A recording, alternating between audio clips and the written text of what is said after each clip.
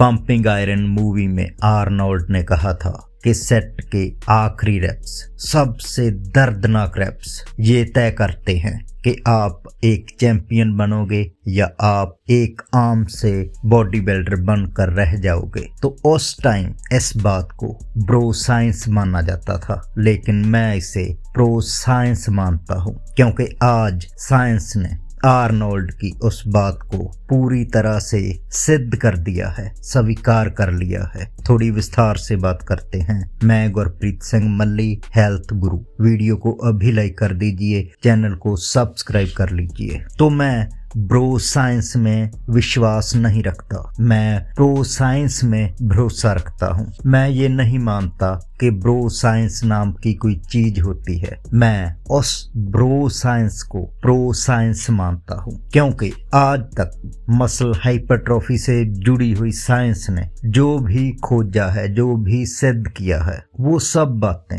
Arnold जैसे महानतम body builder अपने तजर्बे से पहले ही बोल चुके थे। तो वो बातें जिसे ब्रो साइंस की बातें कहा जाता है, वो असल में प्रो साइंस की बातें थी। क्योंकि दुनिया में कुछ लोग जेनेटिकली इतने गिफ्टेड होते हैं कि वो अगर अपनी डाइट में छोटी सी तब्दीली भी कर दें तो उनकी बॉडी उस तब्दीली के प्रति भी रिस्पॉन्ड करती है। अगर वो अपनी एक्सरसाइज में छोटा सा बदलाव कर दें तो उनकी बॉडी उस छोटे से छोटे बदलाव के प्रति भी रिस्पॉन्ड करती है। तो इस तरह आर्नोल्ड जैसे, रॉनी कोलमन जैसे लोग जो बातें सहज स्वभाव कह देते थे, वो असल में प्री साइंस की बातें होती थी। उन बातों के मायने होते थे क्योंकि उनकी बॉडी बहुत तेजी से, बहुत जोर से रिस्पॉन्ड करती थी, जो कि एक आम इंसान की बॉडी किसी डाइटरी तब्दीली के प्रति, किसी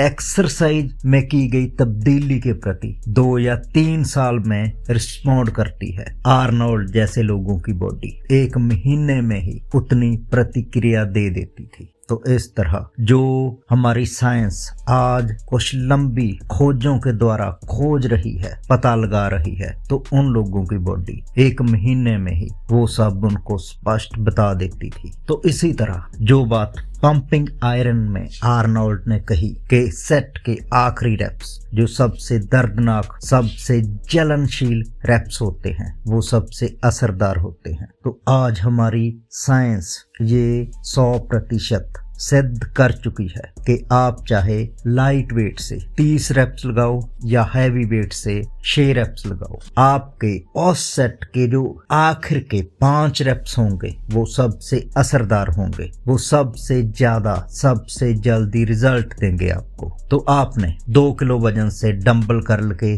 30 रेप्स लगाए फेलियर तक, तो 25 या 24 के बाद वाले जो रेप्स हैं, 3, 4 या 5 रेप्स, वो आपको सबसे ज्यादा रिजल्ट देंगे।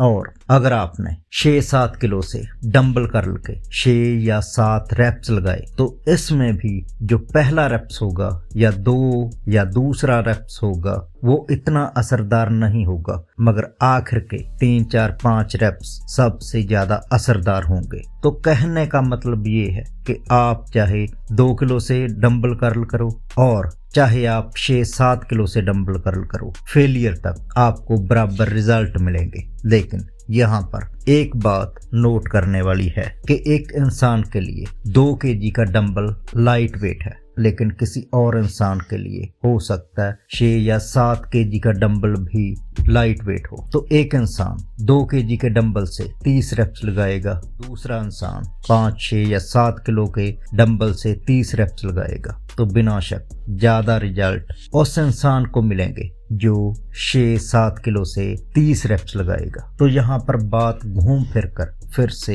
हैवी वजन पर ही आ जाती है। तो आखिर में संक्षेप में और थोड़े आसान शब्दों में कहा जाए तो आप हल्के वजन से, आप लाइट वेट से ज्यादा रेपिटेशन लगाकर भी हैवी वेट जितनी ही हाइपरट्रॉफी प्राप्त कर सकते हो, मसल को बड़ा कर सकते हो। लेकिन हल्के वजन से आपको हाइपरट्रॉफी तो प्राप्त हो जाएगी, लेकिन आपकी जो स्ट्रेंथ है वो गेन नहीं होगी। तो अगर आपकी स्ट्रेंथ गेन नहीं होगी तो आप जो आज 2 किलो का डंबल उठाकर 25 या 30 रेप्स लगा रहे थे, 2 साल बाद भी आप बस 2 या 3 किलो के डंबल से ही 25 या 30 रेप्स लगाओगे। तो आपको करना क्या है कि अपने ट्रेनिंग प्रोग्राम में अपने हर मसल के लिए एक एक्सरसाइज ऐसी रखें जो लाइट वेट से 25 या 30 रेप तक आप फेलियर तक लगाएं, और एक एक्सरसाइज ऐसी रखें जिसके 6 या 7 रेप्स तक फेलियर तक लगाएं। तो इस तरह आपको हल्के वजन से होने वाला फायदा भी प्राप्त होगा